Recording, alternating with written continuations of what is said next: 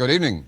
Israel said today it had completed its air, sea, and land raid into Lebanon to wipe out Palestine guerrilla bases, but would stay there. Prime Minister Begin said his forces would remain in occupation of parts of southern Lebanon until a pact was reached to keep guerrillas out for good.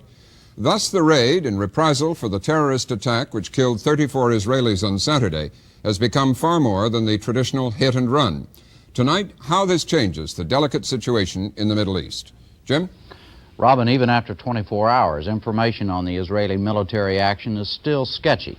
The attack began with air and artillery bombardments along this border between Israel and southern Lebanon. Some of the airstrikes were as far up as Tyre and Saida on Lebanon's Mediterranean coast. Later, airstrikes were reported on Palestinian settlements just a few miles outside the capital city of Lebanon, Beirut. Following the initial bombardment, Israeli infantry, supported by armored vehicles, swept across the border all along the entire 49 miles of it. The stated intention was to go no further than 5 to 7 miles into Lebanese territory, and definitely not above the so-called red line marked by the Litani River, 15 miles inside the border. It is impossible at this point to draw any kind of line as to how far in the Israeli troops are right now. Robin?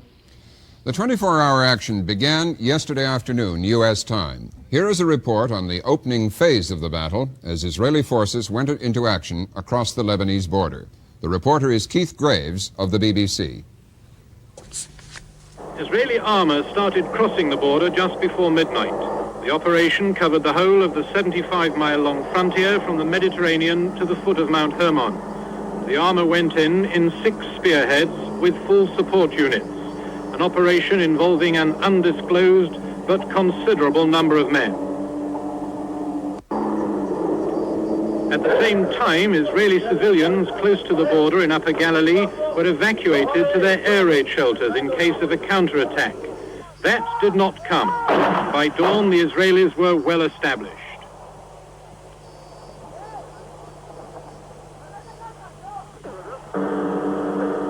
By mid-morning, the artillery had cleared a path for the advancing armor up to 6 miles inside Lebanon. The Israelis, we were told, were meeting fair resistance, but were inflicting appreciable and substantial casualties. The operation was proceeding according to plan. The armor was being supported by infantry who were being moved up to the front in armored posts. By noon, 12 hours into the operation, the artillery had zeroed in on Palestinian positions and they were being constantly pounded. An operation that was being supported, we were told, from air and sea. There was ample evidence of the Palestinians' presence, though again it was not clear whether they'd fled or stayed to put up a fight. This was precisely the sort of camp, a few miles inside Lebanon, that Israel had set out to destroy. All the time, the Israelis were stressing that they were doing all they could to avoid civilian casualties. The Israelis said they were taking prisoners. As darkness fell at the end of the first day, they were still advancing according to plan. It's not a walkover, but we have fought tougher battles, was how the defense minister described it. Minister Weizmann, Mr. Begin spent some time talking with his soldiers. Late this afternoon, Mr. Begin made a statement, and here is part of it. This operation is no retribution or retaliation for the bloody attack of Saturday on our citizens, because obviously there cannot be any retaliation or retribution for the blood of innocent citizens, men, women, and children.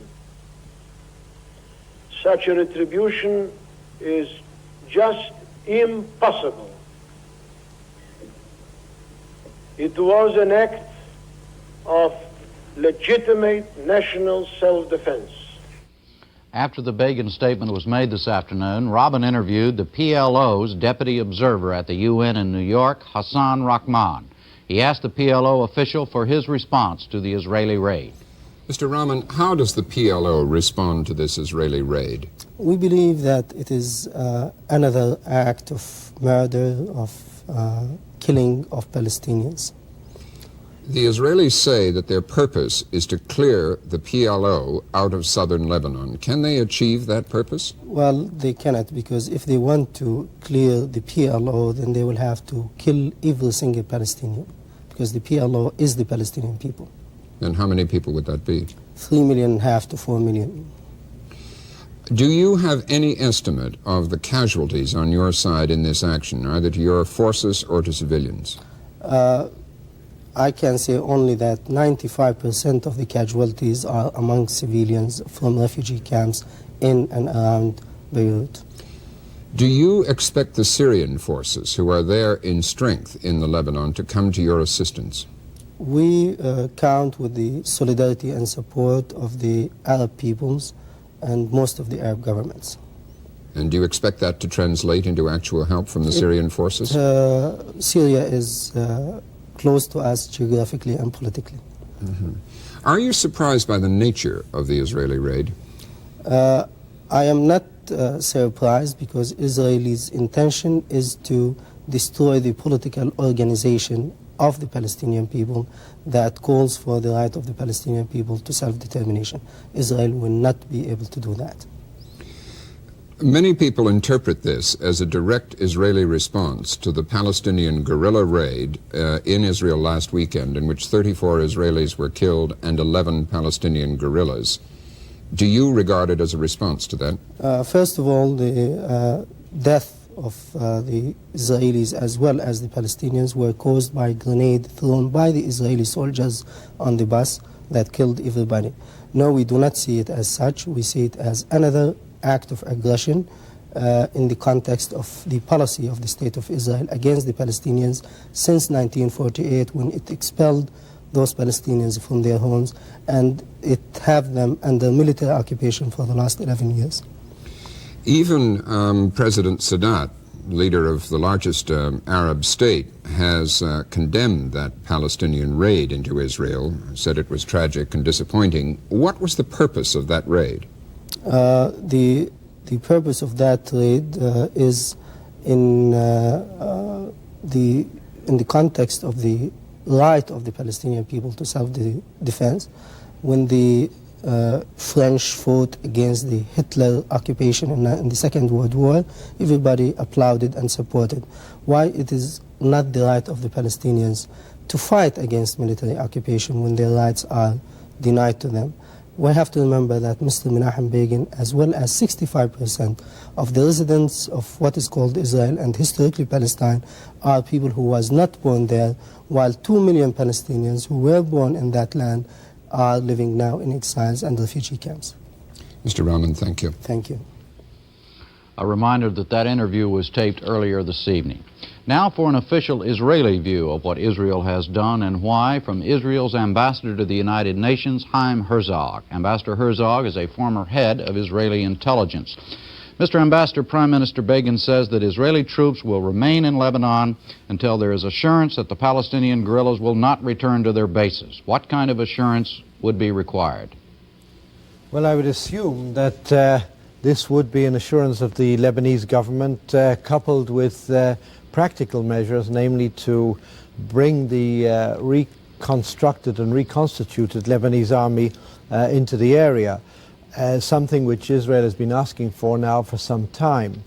The fact is that the Lebanese army has not materialized, and we've had this state of chaos in southern Lebanon. You've got to see this against the background of the fact that we've had, since 1973, approximately 1,500 incidents of this nature, of the attacks, Katyusha rockets, attacks such as the terrorist attacks you saw last Saturday. A total of 108 Israeli civilians, mostly women and children, killed in that period, and 220 odd wounded. This is an attempt to ensure that this area will never again be used as a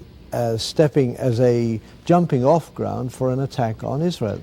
Well, Mr. Ambassador, as you say, Israel has been asking for this kind of assurances now for a long period of time. What makes you think now that you will now get that kind of assurance, that the Lebanese government will in fact move troops in there, do whatever is necessary to keep the guerrillas or the PLO out of there? Well, until now, the Lebanese government couldn't move their forces down into the area because the PLO would not let them in. And this meant bloodshed, and they were not prepared to face it. As a matter of fact, when we had negotiations with the Lebanese High Command, they had to be flown into Israel because they could not travel through Lebanon, through PLO territory. You must see this operation in two aspects. First of all, it's part of a war against international terror. These are the people who created international terror as a form of international idiom. And secondly, these are the people who assassinated the editor of Al-Ahram the other day in Cyprus, shot the Egyptian soldiers who were coming to take the terrorists in the back, and carried out the abominable acts in Israel last Saturday for one purpose, and one purpose only, namely to sabotage the peace efforts in the Middle East today. In other words, we're fighting both against the international terrorist organization which is based in that area, and we're fighting for peace in the area. Well, as you're aware, Mr. Ambassador, it's been suggested that one of the things that the PLO may have had in mind by this terrorist attack last Saturday was to get Israel to do basically what Israel did, and thus sabotage the peace talks. Do you feel that you've been trapped by the PLO on this? No, not at all. I don't think it has any relation whatsoever to the peace talks, because these terrorists have operated in this manner also against Egyptian troops and against Egyptian personalities. On the contrary, I would say that the PLO is largely discredited in the Middle East today. And in fact, if you look at the way they are treated by the various Arab governments, you will come to that conclusion yourself too. They are really not a very important political factor in the area, and being grossly overrated abroad. Now, what we are trying to do is create an area which is free from their control, which will enable the Lebanese to take control of their own destiny in that area, and which will create a situation whereby these attacks will not occur again. All right, thank you. Robin? One of the places Israeli troops were fighting was near the town of Arnoun in southern Lebanon, where our next guest was born. Fouad Ajami, a Lebanese citizen, is currently on leave from Princeton University, where he's a professor of international and Middle East politics. Mr. Ajami, from a Lebanese point of view, are the Israelis justified in their purpose? See, I think Mr. Herzog should sort of get some historical perspective to the discussion. First, the Israelis themselves are to blame for the dissolution of the central authority in Lebanon. I think that, no good discussion of why Lebanon is in the mess that it's currently in could ignore the role that the Israeli forces played in the collapse of central authority in Lebanon. And now the Israelis complain that there is no central authority to see to it that no incursions are carried into Israel itself. Well, see, I think it's really important to, again, in terms of looking at this particular Israeli incursion into Lebanon, this is not a minor reprisal, and it may be the beginning of either an Israeli occupation in southern Lebanon, or if an occupation does not materialize, it may be the beginning of an Israeli protectorate in southern Lebanon. And here you have a manifestation of the Israeli concept of security, that you must have a military presence on the West Bank, you must have a military presence on the Golan Heights, you must have a military presence in Sinai, and now you must have a military presence in southern Lebanon in order to create a cordon sanitaire in southern Lebanon. I ask you this, could the present Lebanese government give Mr. Begin the assurance he apparently seeks that guerrillas would be permanently cleared out of that strip? I don't think so. I don't think that the present government is in that position. In that position, what, just in terms of its stability and strength and ability to carry or to back up a promise? I think the weakness of the central government in Lebanon is obvious, and I don't think the Lebanese government can give that kind of assurance. And I have argued that, here, is that there is a linkage between the Israeli policies of simply, carrying raids in Lebanon whenever those raids are consistent with the Israeli desires, and the collapse of central authority in Lebanon. What do you think the Syrian role will be? It appears for the moment that they have not intervened in any significant way. I don't think the Syrians really would want to take on Israel now. I think the Syrians would probably show some restraint, and that is that they would say, we have tried to provide some air cover and some protection against air raids, but that's about what the Syrians can do. I see. How do you think the PLO raid and this Israeli response have altered the Middle East peace negotiating atmosphere? Mr. Herzog, the ambassador, says it has no connection. I think it does have a connection. I mean, a while back, Mr. Sadat offered the Israelis a different, order in the Middle East. The Israelis refused. They got bogged down in details. We heard all kinds of, technical discussion about this and this other matter. And then Mr. Begin reinterpreted UN Resolution 242, in effect saying that UN Resolution 242 does not mean Israeli withdrawal from the West Bank and Gaza, and has hardened Israel's position. So the hardening of the Israeli position means that we are probably likely to witness more of the same, of raids into Israel, and now this, this major Israeli incursion into Lebanon, and the collapse of the politics of moderation. Mr. Jami, thank you. Jim? All right, the U.S. State Department was one of many voices raised today to express hope that the Lebanon fighting will not jeopardize the already shaky move toward peace in the Middle East, the so-called Sadat Initiative. With us to help evaluate that part of the newest equation is Joseph Sisko, former Undersecretary of State who was intimately involved in the U.S. Middle East diplomacy with Henry Kissinger. He's now president of American University here in Washington, and we've called on his expertise on Middle East affairs frequently on this program. Well, Mr. Sisko, we've already heard two views of what all this does to the Middle East peace initiative. What's your view?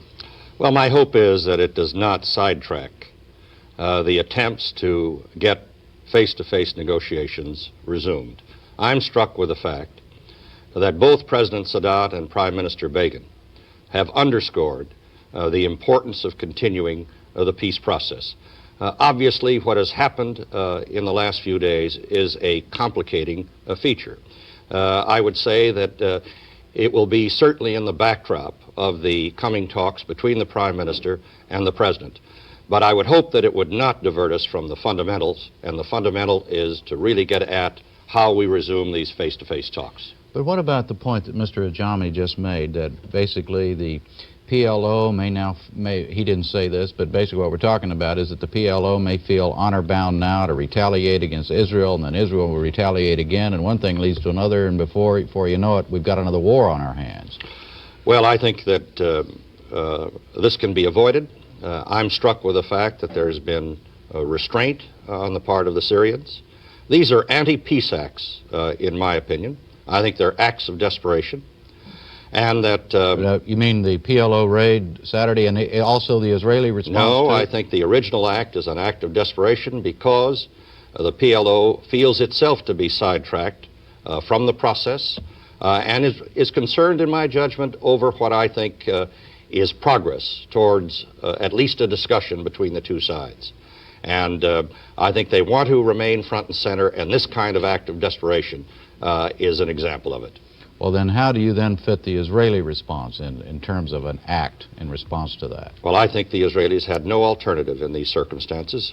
And when I say that there's been a complicating item to the agenda, there's really an A and a B to that agenda. It's not only the question of how long the Israeli forces will stay along this border, but there is also the question as to whether southern Lebanon can actually be cleared as a base for PLO attacks. In other words, these two are related. Mm-hmm.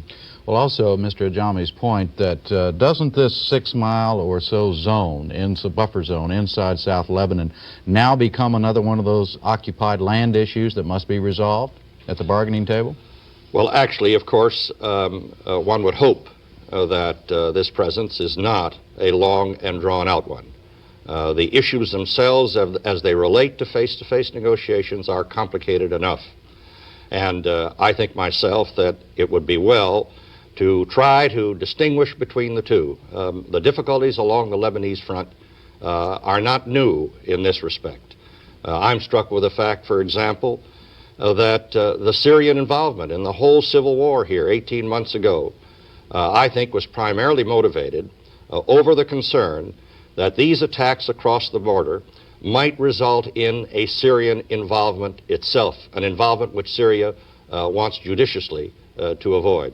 So that as we look at these talks next week between the Prime Minister and the President, I think they still have to focus on the specifics of the Sinai settlement. They still have to focus on the basic principles of a framework that hopefully in time can bring the Jordanians in. I think the events of the last few days will tend to delay things, but only if these talks are sidetracked can this be considered to be a PLO victory in any sense of the word. And I think that both the Prime Minister and President Sadat are committed to find a way to continue the process. All right, thank you. Robin? Mr. Ambassador, a late report says that Syria has called on the ambassadors of U.S., England, China, France, and the Soviet Union to ask the 5 countries to take firm action to bring about an Israeli withdrawal from the Lebanon. Do you expect this to be the next step, a major offensive perhaps in the United Nations to get you to withdraw? There may be in the United Nations, although today the Lebanese ambassador did submit a document, but did not ask for a meeting of the Security Council. And basically, we are facing merely the problem of clearing this area. It's not a matter of Israel withdrawing and leaving this entire area for the PLO to be sucked again into this vacuum, and there you start, you're back there at square one again. But as Mr. Ajami has pointed out, and probably others would, it may be very difficult for the Lebanese government to provide the guarantee or the forces. Might that not argue a very long Israeli presence? No, I don't think so. I think personally that the problem was, for the Lebanese, the fact that they just could not reach that area because the PLO would not let them. It meant bloodshed, and they were not prepared in their present precarious state to engage in bloodshed with the PLO. Therefore, today, I would say that, in a way, we've done a service for the central Lebanese government. In fact, have helped to strengthen them, because this enables them now to bring in forces and assert their authority in the area bordering Israel, which is all that Israel wants. Professor Ajami can talk about Israel wanting to occupy and so forth. We've made it very clear we're there to get the PLO out, and for no other reason. Mr. Ajami, as a Lebanese, has the Israelis done your government a service? See, I think that's a kind of absurd argument to make. I mean, when you have an invading army driving out thousands of people, as the Israeli invasions had hitherto done anyway in Lebanon, pushing them into an overcrowded Beirut, demonstrating the incompetence of the central authority, you know, just simply destroying the very fabric of the Lebanese political system, which of course had other problems to contend with. I'm not saying that it's only the Israeli incursions. Then how is it possible to say that that renders the Lebanese a service? Should we agree to chaos on our border? I have just a few seconds, and I wanted to ask Mr. Sisko one final question. Would you expect from your experience that the U.S. posture now would be to put pressure on the Israelis to withdraw quickly? No, I believe that the U.S. will see this problem in terms not only of withdrawal, but of clearing of this area. And secondly, I think that the discussions next week will continue to concentrate on the principal elements to get the process restarted. Well, we can't resolve all this tonight. We'll no doubt watch this and see how things develop. Thank you very much, Mr. Sisko. Thank you, Mr. Ajami. Ambassador Herzog. Good night, Jim. Good night, Robin. That's all for tonight. Jim Lehrer and I'll be back tomorrow night. I'm Robert McNeil. Good night.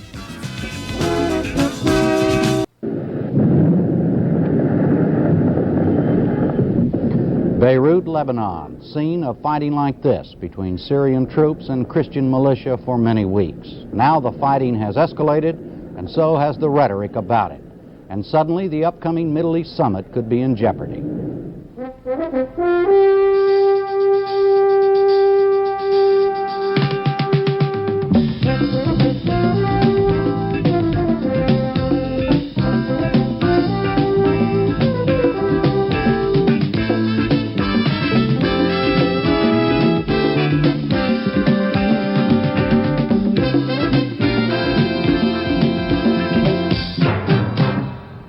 Good evening. President Assad of Syria said today he would meet with force any Israeli military intervention into Lebanon. His statement followed the warning yesterday by 2 members of the Israeli parliament that such intervention may come if Syrian troops continue killing Christians in Lebanon.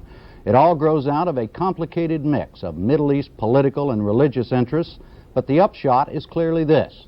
Armed conflict in Lebanon between Israeli and Syrian forces seems a possibility right now, and that could result, among other things, in a scuttling of President Carter's Camp David summit meeting next week between Israeli Prime Minister Menachem Begin and Egyptian President Anwar Sadat.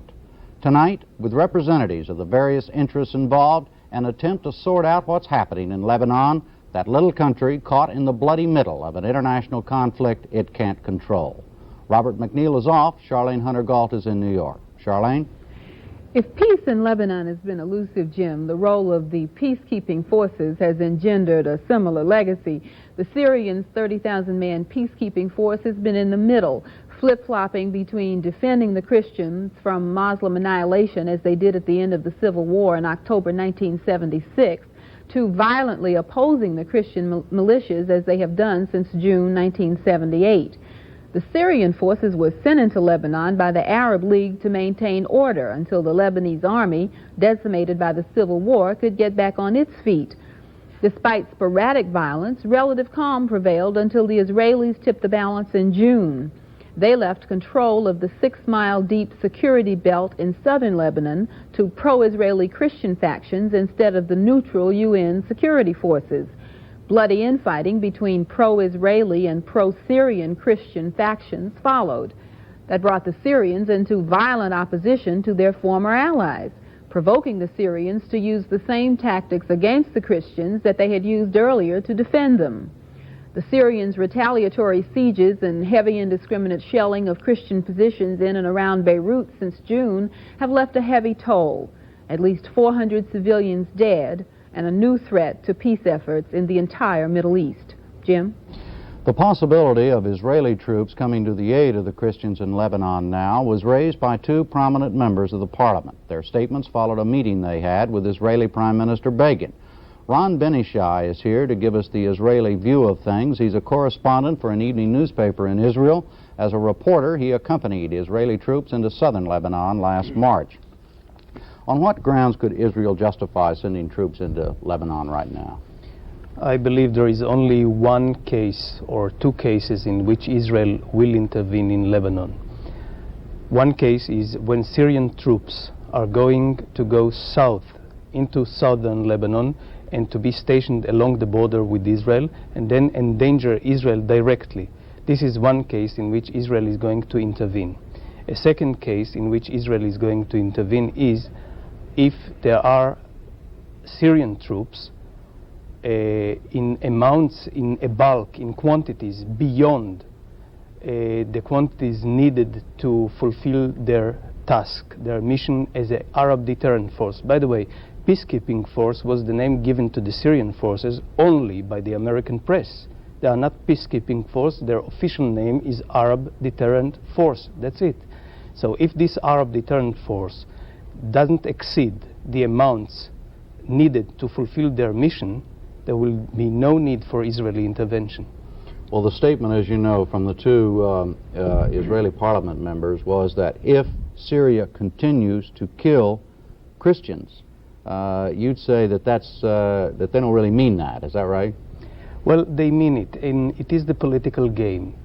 Mr. Arens and Mr. Alon. Those are the two men who made the statements, right? Yes, the two members of the Israeli parliament are politicians with no governmental responsibility, which means they want to exert as much as political pressure as they can. And they didn't threat. They said that they will press the government to intervene. I heard Senator McGovern pressing the American government to intervene in Cambodia. It is the same case. Same case. All right, does the possibility of such a move, in other words, the introduction of Israeli troops into Lebanon, does the possibility that that would scuttle the summit enter end to any decision making on whether or not to send the troops in? I don't believe that the situation in Lebanon has direct to do with the Camp David summit. I don't believe that they are going to discuss non-stop the situation in Lebanon rather than discussing the possibility of settlement in the Middle East. But I do believe that there is an intention on the Syrian part to undermine, to disturb, to deviate the minds of the leaders in the Camp David summit from the real job, which is to hammer out a framework for peace, which is another name for Declaration of Principles. And but I don't believe that the Syrians are going to push it too far. Well, now some Israelis have suggested that the Syrians are using the Camp David summit as a cover to destroy the Christian movement in Lebanon. Do you agree with that? Does that make sense to you?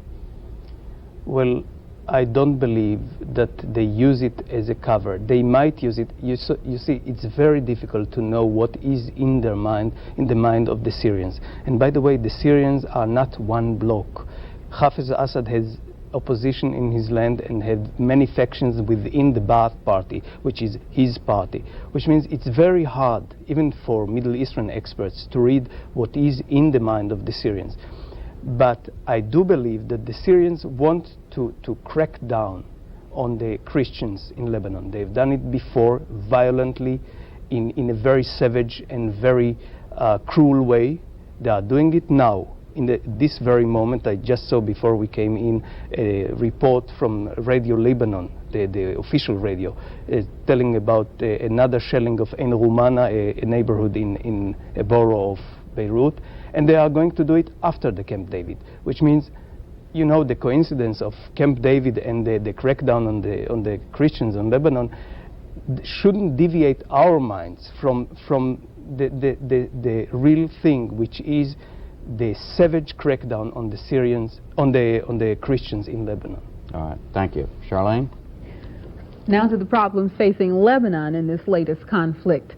Clovis Maksoud is an editor of An Nahar International, the weekly international edition of the widely known daily newspaper in Beirut.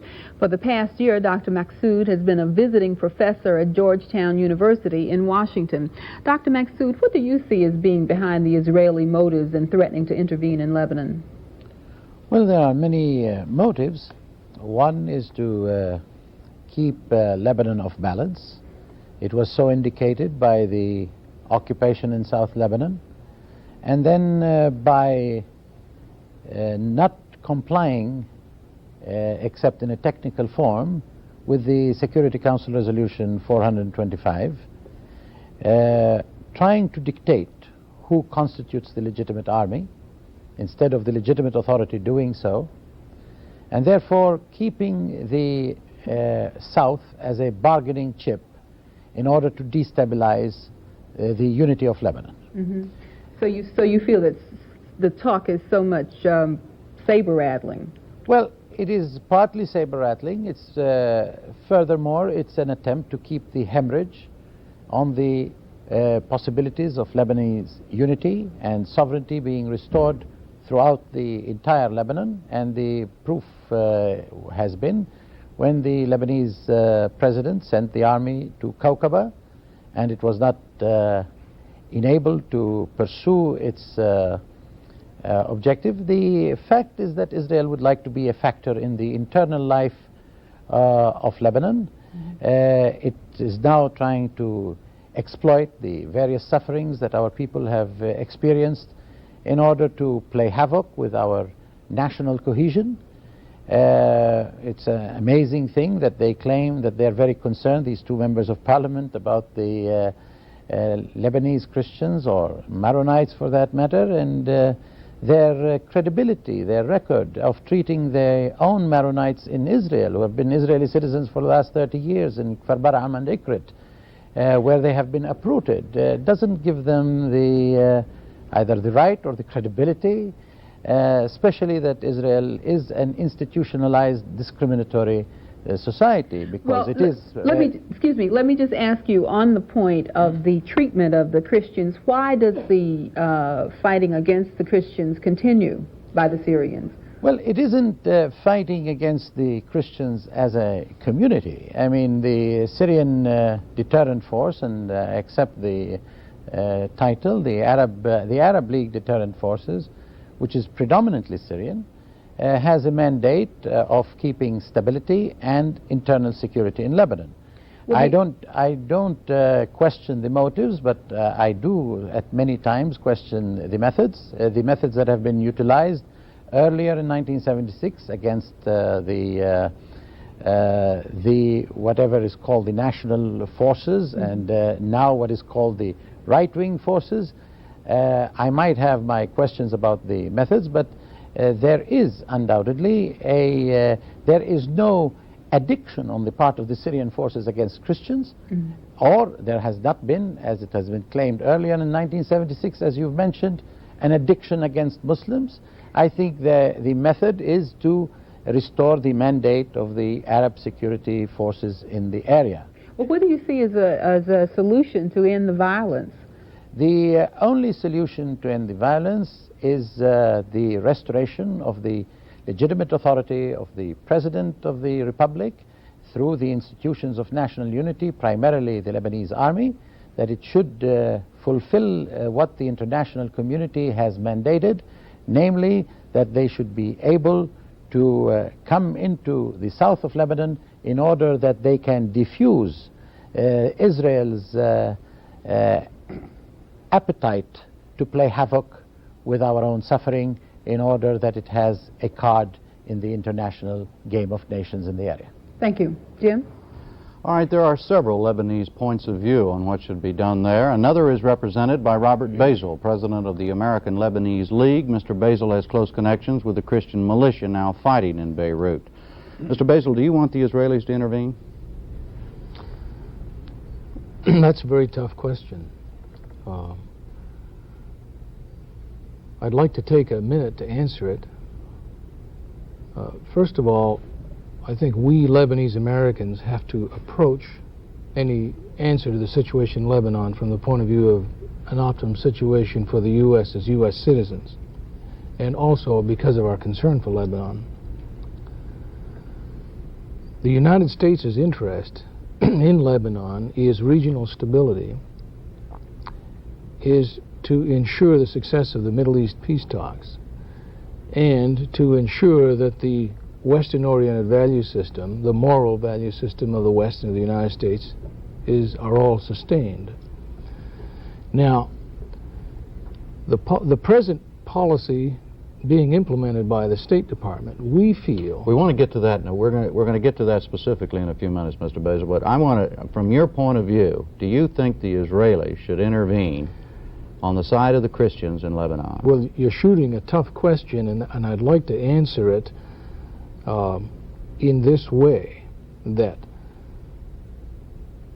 we feel that the present policy of restraining Israel from intervening under all conditions is an asymmetric approach that guarantees destabilization and increased Syrian involvement and escalation of their barbarous attacks upon the Christians. By asymmetric, I mean that the present policy is to inhibit Israel under all conditions. Now, if I were really intent upon stabilizing, I would take a position of inhibiting Israeli intervention in the event that the Israelis or the Christians were considering a preemptive operation. But on the other hand, I would encourage Israeli intervention in the event of a major Syrian military offensive against the indigenous population. What is your view of what the Syrians are up to right now in Lebanon? Well, I think clearly the Syrians want to establish hegemony. It's an age-old dream, and President Assad is probably the most resourceful, hard-thinking leader in the Arab world. He is using the very, very difficult situation that the United States finds itself in not wanting to untrack the Middle East peace talks, to really hammer away and crush the center of Christian culture and resistance. I mean, you agree with Mr. Benishai then that that's what the Assyrians are in effect doing right now, is trying to crush the Christian movement in Lebanon? Clearly. And if the Israelis do not intervene, will Assad be successful? I believe so. I believe he has 35,000 troops and 700 or 800 tanks. In the shelling since the 1st of July, in the last month and a half or 2 months, he has displaced over 300,000 people from Beirut that have jammed every church and monastery and school in the mountains. And in the last 3 days, over 60,000 people, mountaineers, have fled their villages that they've held dear for centuries as Syrian armor and mechanized units have moved in. how anyone can interpret this as a peaceful, stabilizing, or deterrent condition when it uproots the entire population and has them flee in terror is somewhat of a mystery to the American Lebanese community. All right, thank you. Charlene? As host to the upcoming Camp David summit, the United States has a major interest in what happens in Lebanon. A close observer of the United States' role in the Middle East is Dean Brown, president of the Mideast Institute in Washington. Mr. Brown was ambassador to Jordan from 1970 to 1973 and was sent as a special envoy to Lebanon by President Ford in April and May of 1976. Ambassador Brown, the state-controlled Damascus radio today accused the United States of inciting the right-wing Christian factions to disrupt the security situation in Lebanon. Why are they coming down so hard on the United States? Well, I think once again it's the propaganda machine of the Syrian government running slightly amok. The Syrians know very well, as they analyze the situation, that the United States is not interested in inciting anybody to do anything in the way of military action in the Middle East. Instead, the United States spends its time trying to smother the fires that occasionally take place. Well, and I would say that's where the official position would remain today, Charlie. Mm-hmm. The House recently voted to cut off aid to Syria. Do you think that has had anything to do with the Syrians, as you say, running amok in their PR campaign? No, I don't think so. I think that I think the various Arab governments in dealing with the United States know that every so often some sort of resolution or amendment is going to be passed in the U.S. Congress, which sort of sets things off a little bit from the pattern that's gone on. I wouldn't think that they would pay too much attention to it. Mm-hmm. Well, what do you think the Senate's going to do when the bill comes up there? Well, I think it all depends. Once again, it's the transitory nature of this terrible Middle East problem that we're going through. That is, I don't mean transitory, but the fact that it's changing constantly. People are always off balance.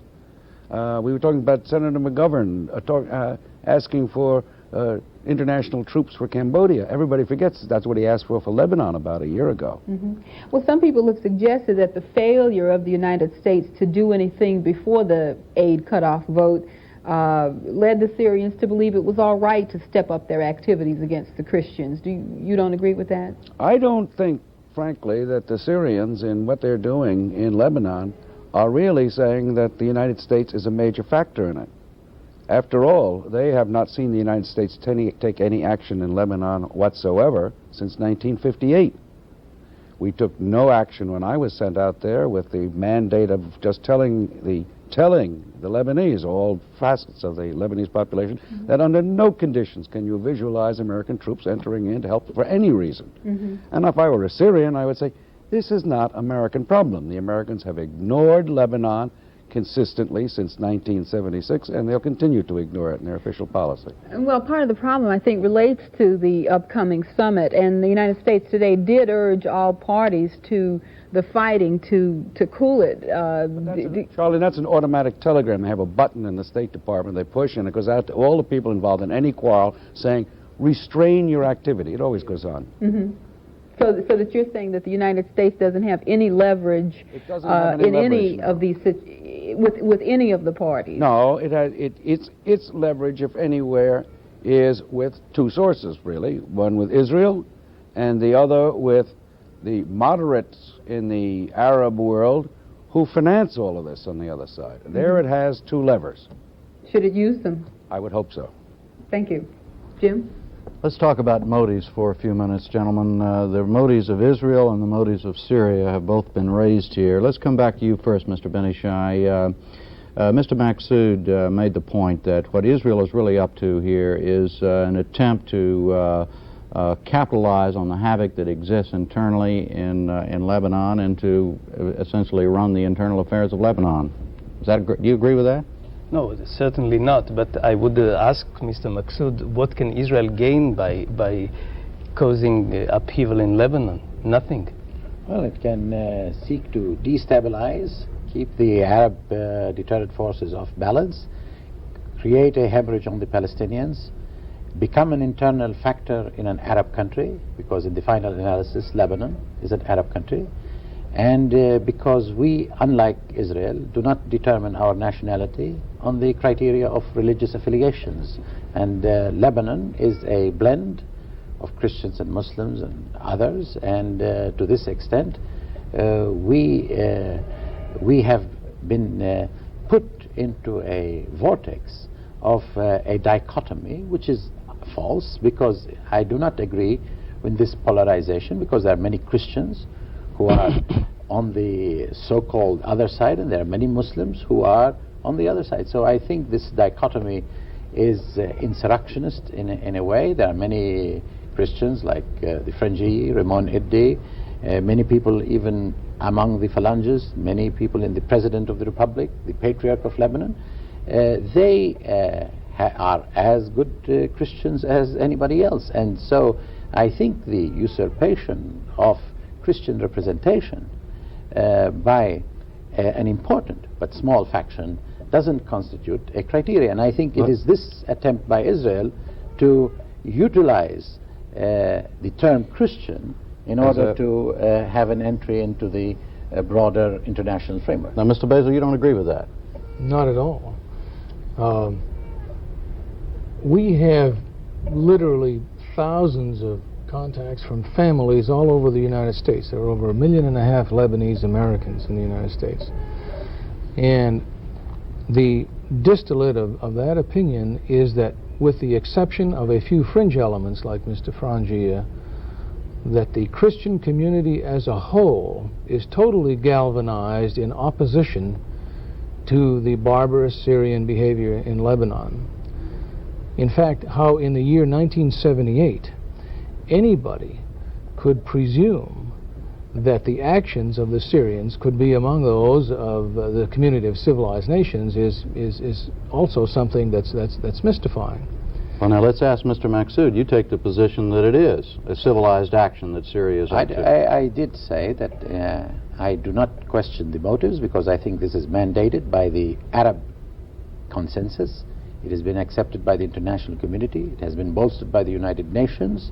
I do question some of the methods. I have cousins who have been living for 4 days under in the underground of their homes in the Ashrafi area. So I cannot. Tremendous. We have a stake. But I do not accept the notion that under even however acute my questioning of methods, that I would allow the option of coordination with Israel under any circumstances. Because in the final analysis, Lebanon is an Arab country and tied to its destiny. I wonder what your cousins would say, Mr. Maksud, that are in that basement. I think that my cousins are equally exasperated by the silencing and coercive attitudes of elements not wanting to bring about the national reconciliation under President Sarkis. Charlene wants to make a final point. Charlene. Let's return to the question of the Camp David summit. The Damascus radio today attacked the meeting, saying it would only serve U.S. and Israeli interests. Has the goal of trying to resolve the Middle East conflict at the Camp David summit been defeated in advance? Let's start with you, Mr. Ambassador.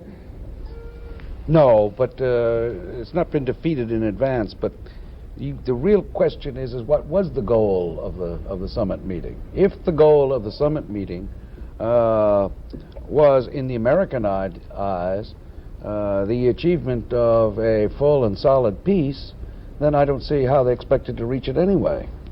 If it was a limited goal, I don't see how that is accepted by various parties. One of the problems of this whole summit meeting is I think that you have 3 different people speaking different languages and feeling different compulsions trying to sit together and talk. And I'm not sure that a summit meeting as basically ill-prepared as this one is going to serve any useful purpose in the long term for peace in the Middle East. Mr. Maksud. I think that the summit meeting is an attempt to salvage the mechanism that has been established by the direct negotiations between Egypt and Israel. I think it's an attempt to run away from the need for a collective, rational approach to resolve all the problems in the Middle East, especially the central problem, whereby the Palestinians can return to their homes and a destabilization will not occur Mr. Benny Shai, what do you think of the prospects of this meeting being a success? I'm optimistic because I believe that because they set from the outset a limited goal, which is a framework for further negotiations, they are going to achieve it, which means they are going to achieve a declaration of principle which will enable the sides, the parties, to go on negotiating. And that I truly believe is achievable in Camp David. Mr. Basil, briefly. I believe that it will be a success, and the entire American Lebanese community fervently hopes that it will be a success. It is a course of moderates. Right. And Thank you very much. none of you think, and that Lebanon, even if it blows sky high, could not destroy your optimism, right? You're just going to have to nod. I do. You do, yeah. I think Lebanon's independence and unity should be preserved. The unity of the area as a whole should be restored. I agree with yours. I agree totally with Mr. Maqsood on that point. And without that unity and preservation, the Middle East solution will not be possible. All right. Charlene, good night. Gentlemen, Good night, thank Jim. you. We'll see you tomorrow night. I'm Jim Lara. Thank you and good night. Good evening. The heaviest battle in years of Lebanese civil war convulsed the once graceful city of Beirut today. The radio of the right-wing Christian militia, who were battling units of the Syrian army, claimed that 500 people had been killed or wounded in the past 24 hours. Syrian guns fired heavy shells into the predominantly Christian eastern half of the city, some of them hitting the presidential palace. Civilians sheltering in the basements of shattered buildings were said to be without food, water, or electricity. The United States and France continued to work for a ceasefire. Washington appealed to both Syria and Israel for restraint. Tonight, saving Lebanon and saving the Camp David Accords. Jim? Robin, no matter how many times a story is done about Lebanon, and we've done several in recent months, some background is always necessary. It's a small country, half the size of Connecticut, with a population of only 3 million, but its problems are gigantic and gigantically complex as well. So again, in the simplest of terms, a civil war broke out in 1975 between factions of the country's two dominant religious groups, the Muslims and the Christians. An Arab League peacekeeping force of 30,000 Syrian troops came in to stop the fighting and maintain peace while the Lebanese government and its army got back on their feet and in control. But the Syrians are still there. There has been no lasting peace, no government in control. Muslims have fought Muslims, Christians have fought Christians, Muslims have fought Syrians, the Israelis have fought the Palestinians. Now in the current fighting, it's Christians, supported by Israel, against the Syrians. The fear now is that soon there won't be much of Lebanon left over which to fight. Robin? First, to a man who's naturally at the center of the international efforts to stop the fighting in Beirut. He's Ghassan Toueni, the Lebanese ambassador to the United Nations. Mr. Ambassador, was there any progress today in efforts to arrange a ceasefire? Well, I should probably have this introductory remark that I'm without contact with my government for the past 24 hours exactly, or probably more. And because communications are broken? No communications have been possible, not even by radio link with Beirut. And I understand from some news reports that the government is still functioning.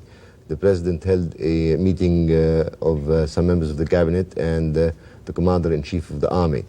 So whatever news I will say will probably be those of a man who is more involved in the UN scene. Well, that's really what I meant. Yes.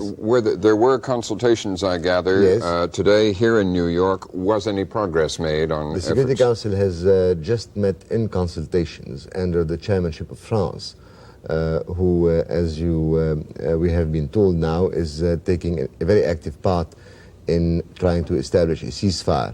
And the president of the Security Council, namely the French ambassador, has been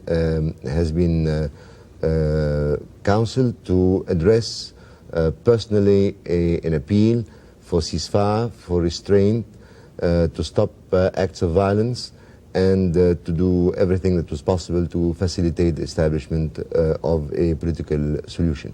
I don't have the exact wording, but I think that this is what was there. Which approach do you find the most promising as the Lebanese man involved in all this? There is the French proposal for a redeployment of the Syrians back into Syria and a buffer force to separate them, and there's an American proposal for an international conference. What do you think the most promising? Well, I think those two proposals, though I have some reservations about your formulation of the French proposal, those two proposals are complementary. They're not two different proposals. We have a list of priorities, of course, by which we have to go. The situation in the Lebanon today is cataclysmic. I think the figures about the dead are all speculation, but judging by hospital occupancy, by various means that we have had and indications, it is safe to speak of 500 dead. I hate to use the word safe for that. Some news stories coming out of Beirut speak of the ruins of Beirut, as you would have spoken of the ruins of Baalbek and Byblos. I think that what is happening, therefore, right there, food, shelter, etc., put on top of our list of priorities survival.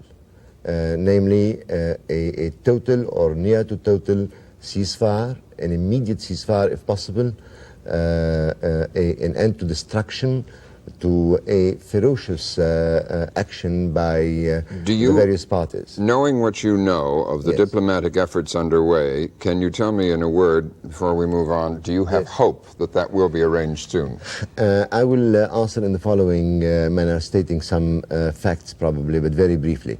The French president, with the support of this government here and of a number of Arab governments as well, has contacted President Elias Sarkis of Lebanon and obtained his consent for a French mediation.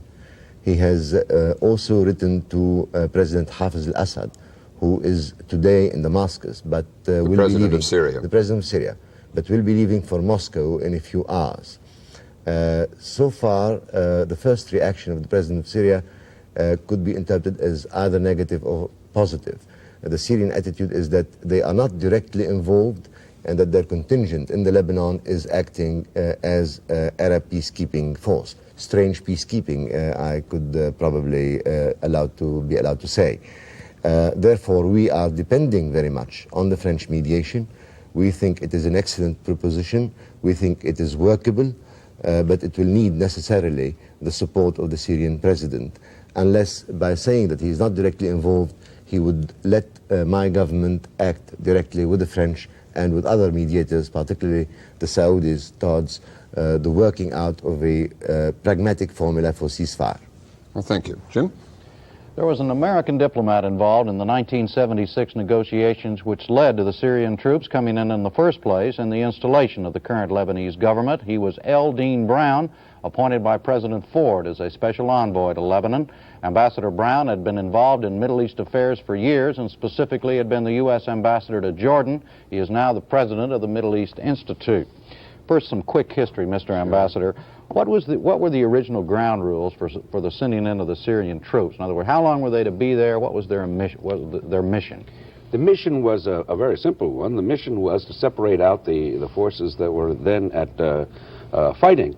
The government at that time, led by Mr. Sarkis, who was just coming in, was actually, the president was at that time Frangier. He was a Maronite. And all the Maronite leaders, Maronite, that's the Maronite Christian group, that's right. That wing of the Christian group that's been doing most of the fighting, they were the ones who wanted the Syrians in, because they were very, very frightened at that time that the Palestinian leftist forces were about to overwhelm them. And so they were the ones who pressed on me the most, the hardest, saying the United States should get out of the way and let the Syrians come in as part of an Arab peacekeeping force, but largely the Syrian army to protect the Christians. Mm-hmm. All right. Is there evidence that Syria now sees its role differently, that they want Lebanon as some kind of satellite state as has been charged now by the Maronite Christians later and also by the Israelis? I think there's a wing of people that charge that, not all of them. Right. Once again, this thing fragments into so many pieces. There has been a charge. Let's put it that way. Okay. No, I don't think so. I think that the Syrians by now must be saying to themselves, good grief, what have we gotten into? We've lost hundreds of our own soldiers. We've spent a fortune. We've had to delay our own economic development programs. And we seem to be bogged down in some sort of a hopeless thing that they themselves can't quite see how they get rid of. Occupation, once again, the trap of it, the glue of it. Well, of course, it has also been charged that the Syrians may have provoked this current round of fighting that's going on now as a means to sabotage the Egyptian-Israeli peace treaty talks. Does that add up to you? It could. I think one of the things we never know, and the thing I remember the most from my time in Lebanon, was you could never find out who started the firing. But there was always one sure thing, is that nobody waited to find out. They started firing right back again. And you have a sniping incident, and all of a sudden the rockets and the big guns are firing. Now, do the Syrians have a reason to do that? I would doubt it. I think what the Syrians really wanted to do, and I don't understand how they can waste their time and kill so many people and not accomplish their purpose, if that was their purpose, which was to support the central government's writ over the whole country. But somehow or another they fumbled the method they're doing it, and all they've done is gone week after week of this insane bombardment and warfare, which doesn't hit the military targets and doesn't accomplish that purpose. You would agree with Ambassador Twainey that right now it is a strange peacekeeping force? I think it's a strange peacekeeping force and in a strange country. Another one of the theories, quickly, is that the Maronite Christians have a motive for provoking fighting at this time because they feel that that Israeli support is diminished as a result of the commitment of Camp David, and they're feeling a little isolated and left out in the cold. I think that must run through the minds of some of them, that what they would like to have in the minds of some is another intervention by Israel, in even more massive intervention than the last time, thus cementing them into power in the Beirut power structure. Yes, that'll run through some of their minds. All right. Thank you. Robin? Lebanon clearly jeopardizes the Middle East peace prospects of the Camp David summit. Thus, President Carter has made it clear the United States has a role to play in helping Lebanon get its house back in order. At his news conference last week, the president laid out the complexities involved this way. There's a tragedy in Lebanon that the rest of the world has not adequately addressed, including ourselves. The suffering of the people of Lebanon, through no fault of their own in almost every case, has been extraordinary. Obviously, the responsibility for resolving the Lebanon question rests primarily on the shoulders of those who live there. My commitment has been to strengthen the Sarkis government, politically, economically, and militarily. We gave them some aid so that the president of that country can control the affairs of the country itself. When we were flying back from Camp David on a helicopter, President Sadat and I were talking about this. Prime Minister Begin joined in the conversation. All three of us committed ourselves to renew our support for the Sarkis government, the Lebanese government. So they have the prime responsibility. The next two nations, I would say, that are most intimately involved is Syria, which has large forces in Lebanon, invited in by the Lebanese government because they cannot maintain order by themselves under existing circumstances, and Israel, who obviously wants a stable government, stable people on their northern border. Other countries more removed geographically also have an intense interest and influence in Lebanon. I would say two of them would be Saudi Arabia and Egypt. More distantly, other countries that have a direct historical interest, like the United States and France, would be involved. All this could be done under the aegis of the United Nations. But I think it's time for us to take joint action to call a conference of those who are involved, primarily the people who live in Lebanon, the different factions there, and try to reach some solution that may involve a new charter for Lebanon. I'm not in favor of a partitioned Lebanon. I'd like to see a unified Lebanon at peace with a strong enough central government to control the situation there and protect its own people. All right, with us now for an update on U.S. efforts is a man who has been right in the middle of it all, Ambassador Richard Parker, who just returned to Washington a few days ago from Beirut, where he had been the U.S. ambassador since January 1977. He was nominated yesterday by President Carter to be ambassador to Morocco. Mr. Ambassador, you heard what Ambassador Twainey said a moment ago, that from the Lebanese point of view, the #1 priority now is not a conference, but to stop the fighting. What is the U.S. doing now to bring that off? Well, I would say, first of all, that we would agree. That's our first priority, to find a way to stop the fighting. Obviously, this can best be done by separating the parties, separating the Syrians from the Maronite militias in Beirut in particular. There have been two basic proposals for dealing with this, two suggestions. One is for separation of the parties and the redeployment of the Syrians and the militias, and inserting a force of Lebanese army and police troops in between. This is the... is the Lebanese army ready to do that, equipped and trained and forced well, to pull that off? the Lebanese army at this point is quite weak, but they could perhaps put in 1,500 or even 2,000 men. And providing it was done with the agreement of the parties, this might suffice. You would first of all have to have agreement between the conflicting parties that they would separate and let these people go in. The second alternative is a UN force of some sort to fulfill the same function. Both of these proposals have obvious difficulties. The French are working on this first proposal, the insertion of Lebanese troops, and we are fully supporting that. All right.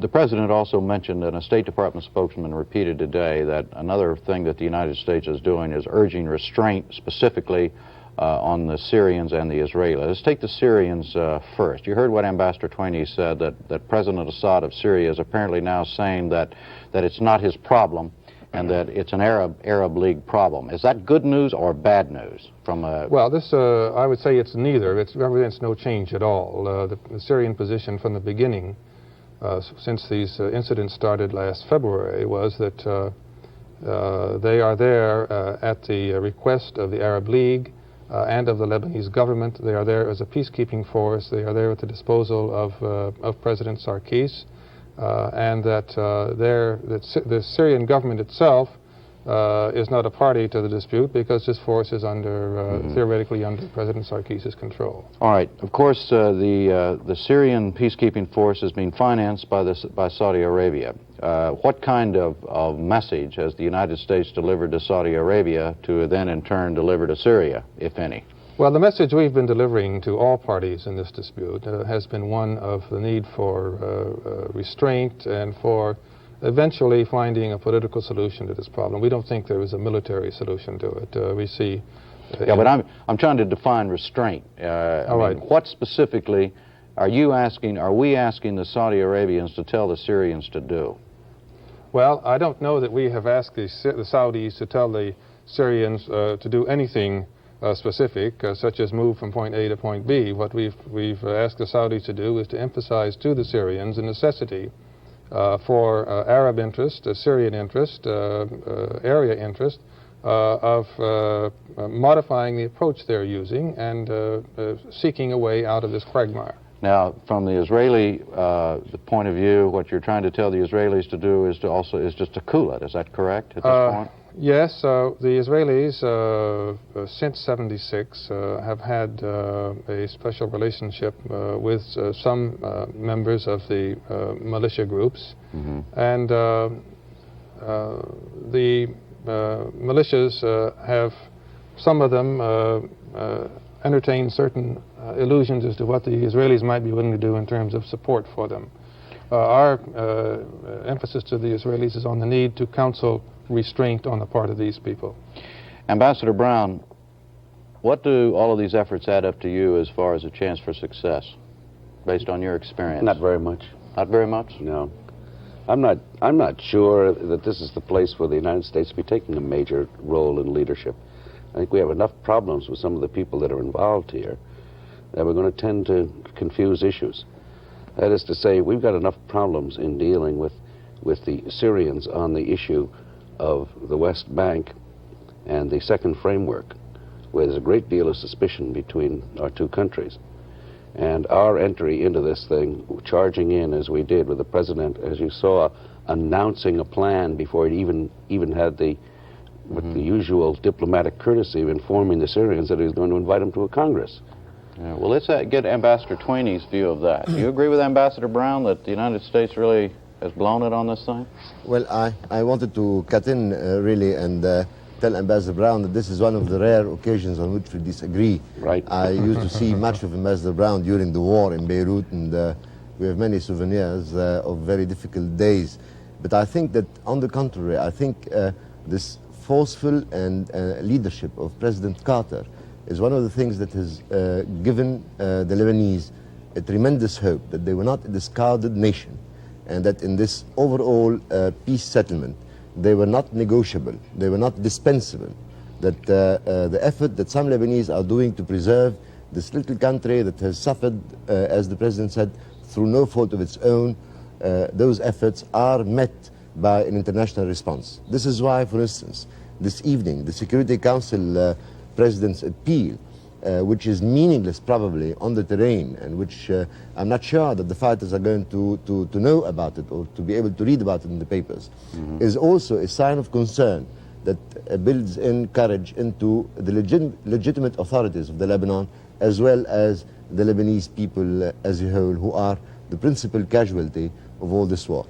Now, if I may, since I have the antenna, I would want to bring in two reservations. I think we often commit the mistake here of over-identifying the Israelis and the Christian militias.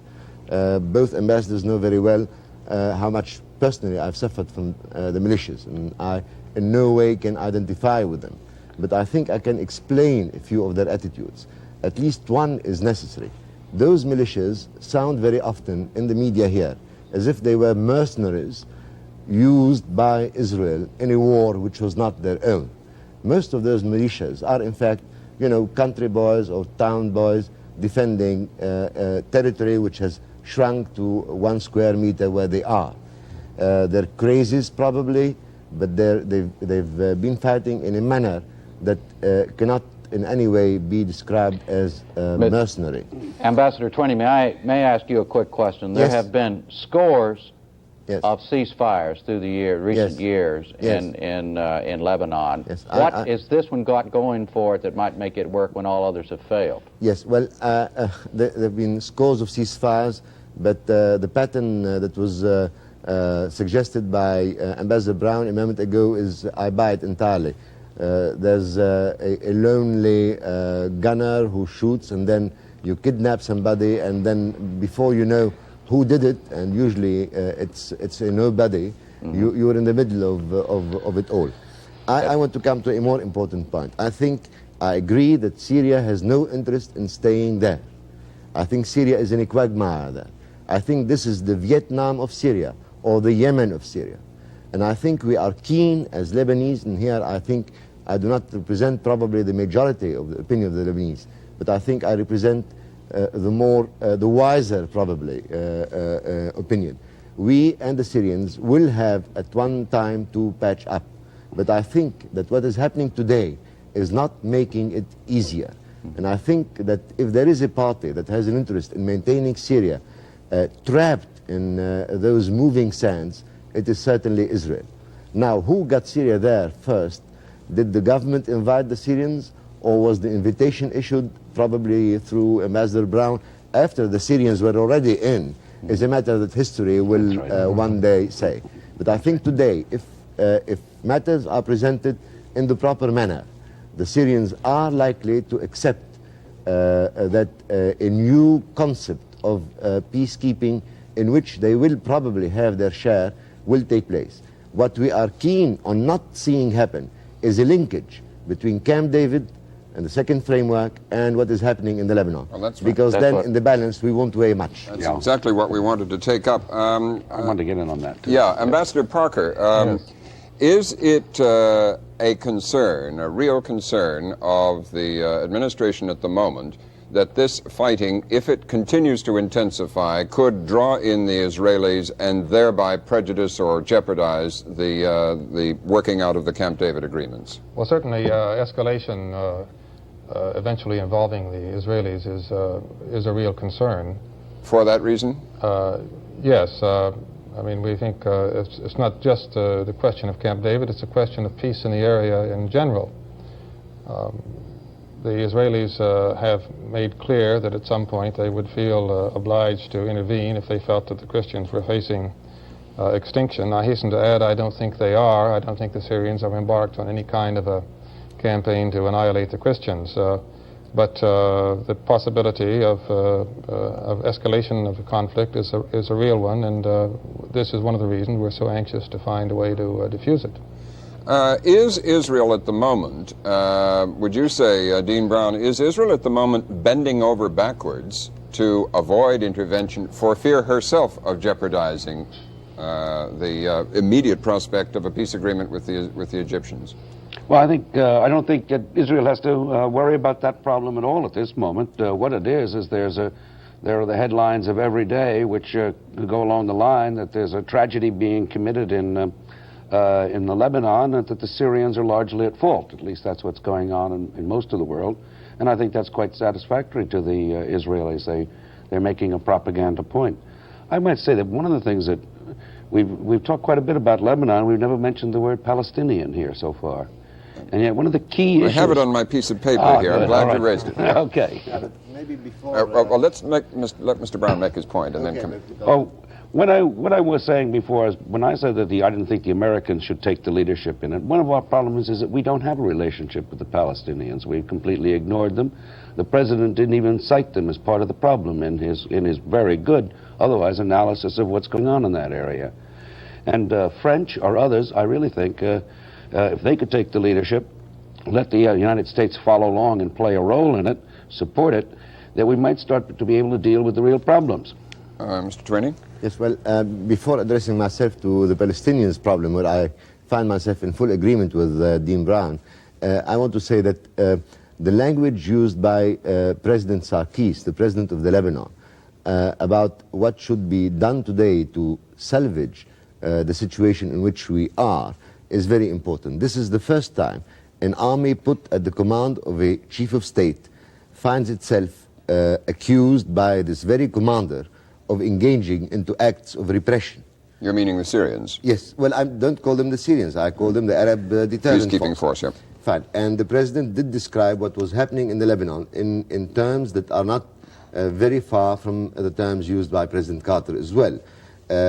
People leaving their homes, cities destroyed, etc., and the tragedy. Now, our solution does not necessarily involve the U.S. We want ceasefire, redeployment, disengagement. But we want also the injection of a third party, not necessarily international, not necessarily the U.S. Probably the U.S. would not be there a positive unless it is needed. I'm afraid we have to stop the we fire. have to leave it there. I'm afraid our time is up. I'm sure we'll be coming back to this story. Thank you, ambassadors both in Washington. Good night, Jim. Good night, Robert. Thank you, Ambassador Twinney. That's all for tonight. We'll be back tomorrow night. I'm Robert McNeil. Good night.